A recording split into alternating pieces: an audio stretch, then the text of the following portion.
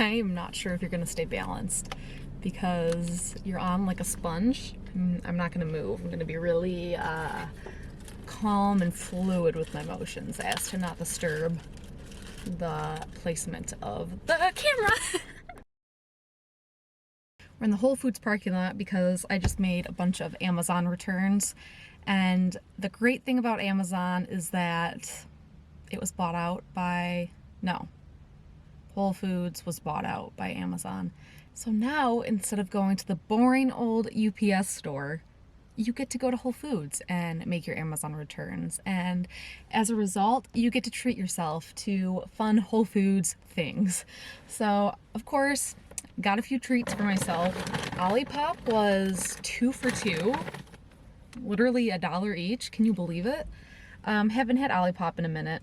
Grape is one of my favorite flavors, and then have not tried the lemon lime yet. So, and I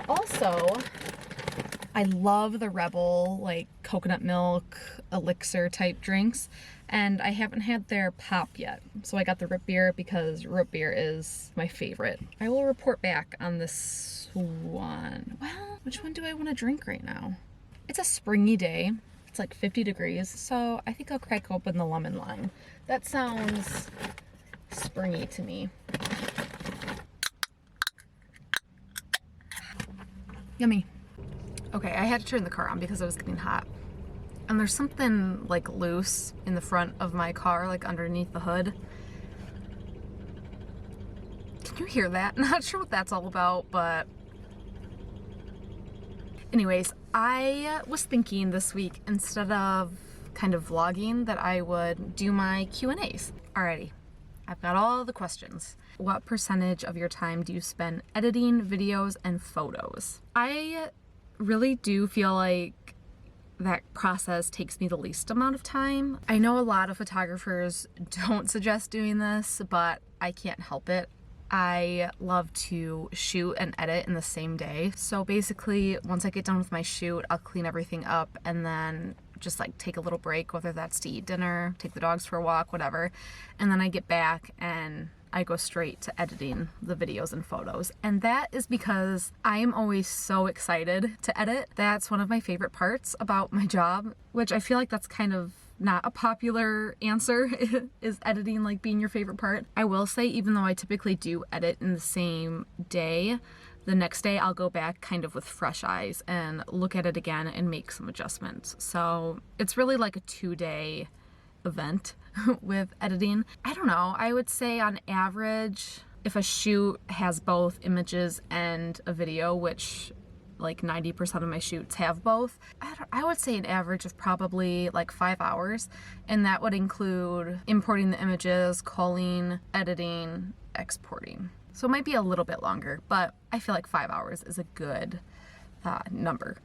Okay, I absolutely love this next question because I feel like we all deal with this mental battle. How to stop thinking that you're not good enough to make money as a food photographer. I feel like all photographers go through this. We've all thought this at least once, that our work is not good enough. Part of the reason is social media. I think that we compare ourselves way too much to other photographers, other people, and the reality is, one, we all have a different style. Even if you think that you have a similar style to someone else, you and only you can put your own unique twist on your photography. So that's already a huge valuable thing that you can offer to your clients. The second thing is, food photographers exist because these companies can't do it themselves. It takes so much time and creativity and knowledge of photography to be able to photograph food. And even if you don't feel like you have all of the knowledge or all of the creativity or skills to be a food photographer, you have way more than you think you do, because food photographers wouldn't exist if all of these companies could just do it themselves.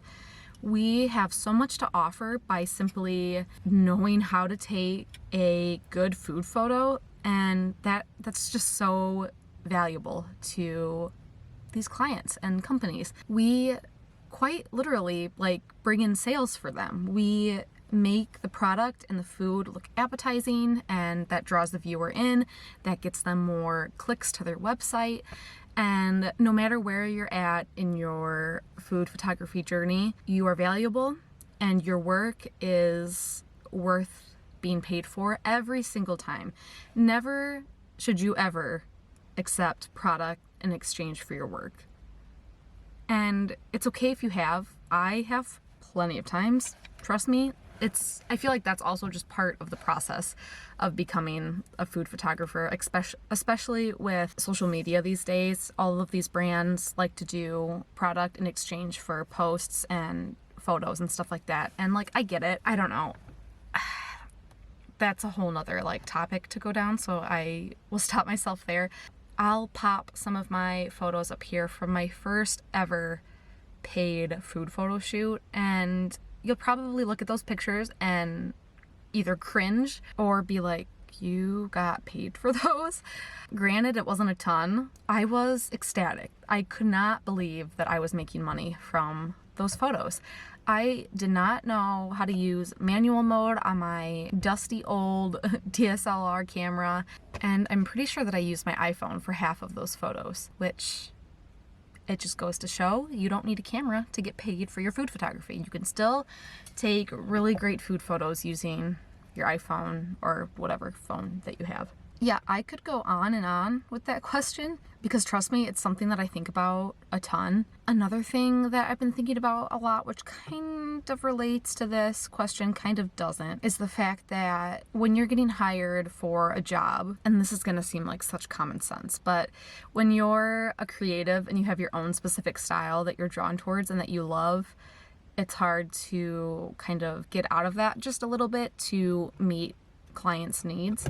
Because not every client that you work with is gonna want your exact style. I mean, I'm sure that they're coming to you because they like your overall style, but there's gonna be always some like little tweaks that you have to make for that individual client based on their goals. That's something that I've just started realizing, is that I'll go into a lot of shoots. Like for example, recently I went into a shoot and took the pictures, started like culling and looking through all of them, and I was quite literally devastated. I hated how all of the shots came out. I truly did not like any of them. I don't know if it was the backdrop I chose, if it was the lighting, something was just off. And this was the first time I was submitting work to this particular client, so it was like a new client. And so I didn't really know how they would react to the photos. She emailed me back after I submitted the photos to her. All caps, just like, I am in love with these photos. You are such a great photographer, like blah, blah, blah. Basically just like hyping me up and saying how much she loved the photos. And when I tell you my jaw dropped to the ground, I could not believe that she liked them. I thought for sure this was gonna be like a reshoot. But then I took a step back and I'm like, you know what? Of course she likes them, because I went down the list and on our discovery call, I made notes of everything that was important to the brand and like colors, style, composition. I hit all of those, and it was outside my comfort zone and not a typical style I tend to shoot in. And so I think that that's why I was so hard on myself while I was looking at those photos, thinking that I didn't like them. But looking back, they're great photos for that specific client. To tie it all back to this question, how to stop thinking you're not good enough to make money as a food photographer. Basically, I feel like we need to stop being so dang hard on ourselves. Yeah. That's it. That's all I have to say. This next one says, how did you start the process for becoming an official food photographer? I was at a point where it was the beginning of 2021. I was working as a server and we were in quarantine round 2, and the restaurant that I was working in, Red Lobster, was shut down again. Like, we couldn't work. And so I was home, not really doing a whole lot. I had been out of college for about 3.5 years, and you know, I just never wanted to serve for the rest of my working days. I was out of work and just kind of trying to figure out the next step. I had already had an Instagram page, Creating Caitlin. I had took it taken it in a few different directions since starting it. And so I just really wanted to find a niche. I was just sick and tired of like going all over the place. And I've always loved photography and being creative in that aspect. And I love food. As with a lot of people in quarantine, I was an avid baker. I was baking every day. That was like the thing I was looking forward to. And so I was like, you know what? If I'm gonna bake all of this, I might as well try to get some pictures of it too. And so that's kind of how it started. And then I tuned into a photography school free webinar, and that just like lit a fire inside of me to really just rip the band-aid off and go for it. And so I bought the course. I really, really enjoyed that course. It was perfect because I didn't know a whole lot about how to work my camera in manual mode and just composition and all of that stuff. So it was really, really helpful for just starting out. And then I binged all of Joni Simon's The Bite Shot, her YouTube videos, which were just so helpful. I mean, I still watch her videos, but I would highly recommend going to her YouTube channel and just watching all of her videos. They are so valuable, so much free information, and she's just so inspiring and motivating, and we love Joni around here. That's how I initially got into it. And then from there, pretty much right off the bat is when I got that first paid shoot opportunity. It was with 88 Acres, and I was the one that reached out to them. Initially, I had formed a relationship with the social media manager of 88 Acres. She was so nice, and I ended up asking for like the marketing director's email, and she gave it to me, and then reached out, and we did our first paid photo shoot. And yeah, from there it was so much practice. I'm talking every single day, getting my camera out, just practicing, taking photos, practicing my composition, practicing how to position my light source. That, looking back, that was a frustrating time because I just wanted to get to that next level, but I felt like I was so stuck. And it was like that for a while. Once I finally broke through and got to the next level, I just feel like my career or whatever really took off. So you kind of have to go through those growing pains at the start, and just when you're feeling super defeated and just down on yourself, that's when you really need to keep pushing through, because one day you're gonna wake up and you are gonna go into your shoot and you're gonna have a freaking breakthrough.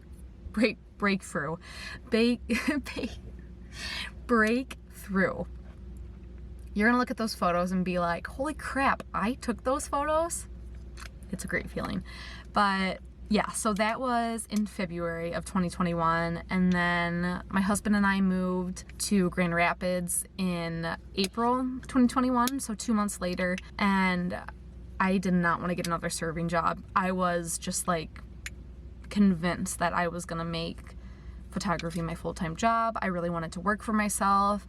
I'm a big old introvert, so working at home with my dogs is like the dream. And so yeah, April 2021, 2 months later, I decided to go full-time with food photography. And you know, I wasn't making a ton of money.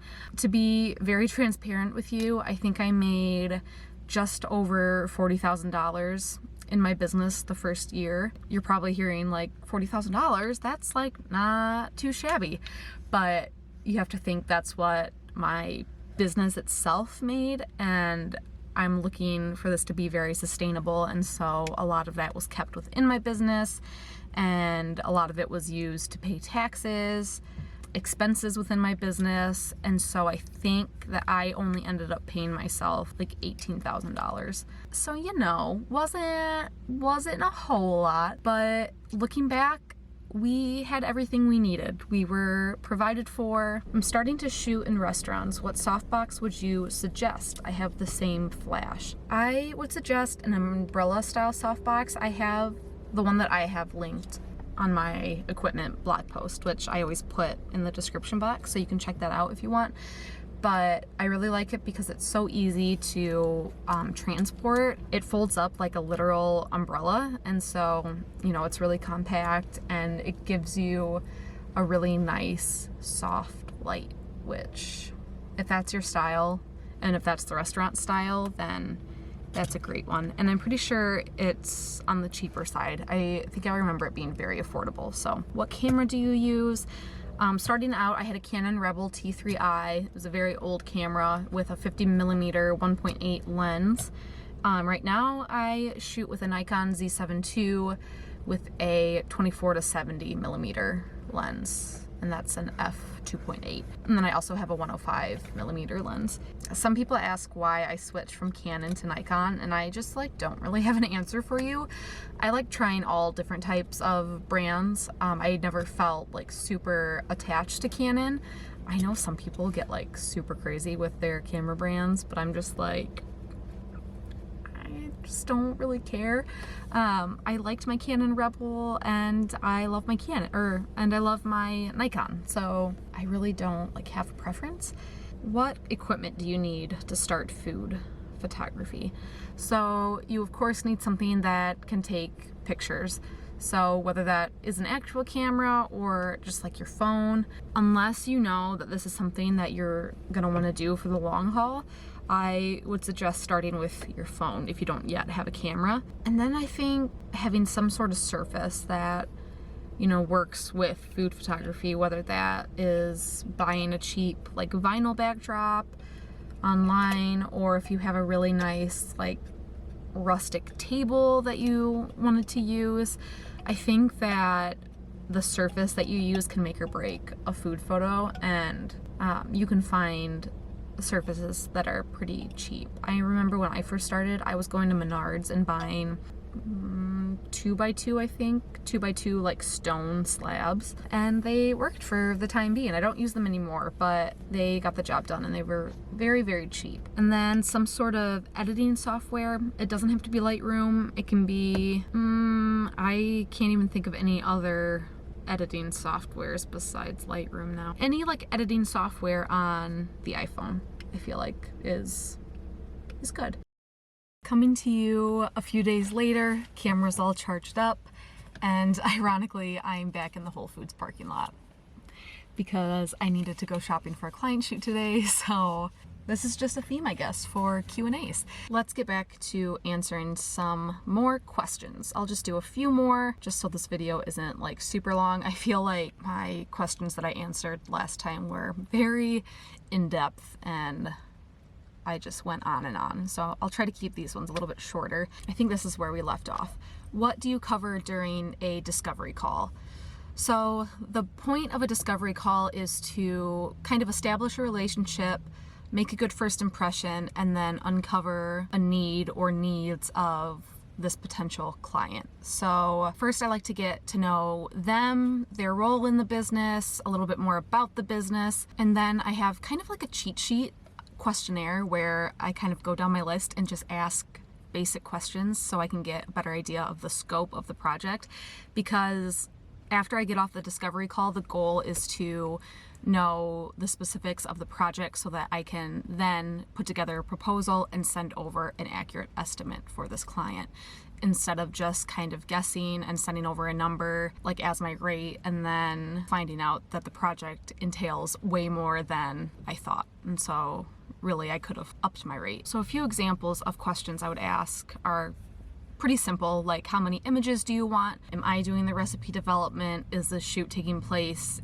in my studio or in your apartment, your house, or do I have to travel and go on location? How do you plan on using the images? You know, do you want to just put ads behind them online, like on Instagram? Do you want to put them on your website? Do you want to print out these images and put them on a billboard in Times Square? All of these things will affect the way that you are pricing your work. So yeah, I basically just try to ask all of those questions. I also ask, what kind of style are you going for? Is your brand more dark and moody? Is it light and airy? What are your brand colors? Do you want those incorporated within the images? Do you like the use of a lot of props? Do you like soft light, hard light? Just any question you could ever imagine relating to photography or the project, I would try to ask on the discovery call. You want to get as much information out as you can, so that way you're not wondering what the project will entail. And then also towards the end, I'll ask if do you have a budget, what that number is, so I can try to stay in that range. And that's not like saying whatever your budget is, I will accept and provide all of the content that you've asked for within your budget. That is just so I know when I'm putting together a proposal, they'll be able to see what they can get for that amount of money. So say, this is just an example, 3 images and 1 video,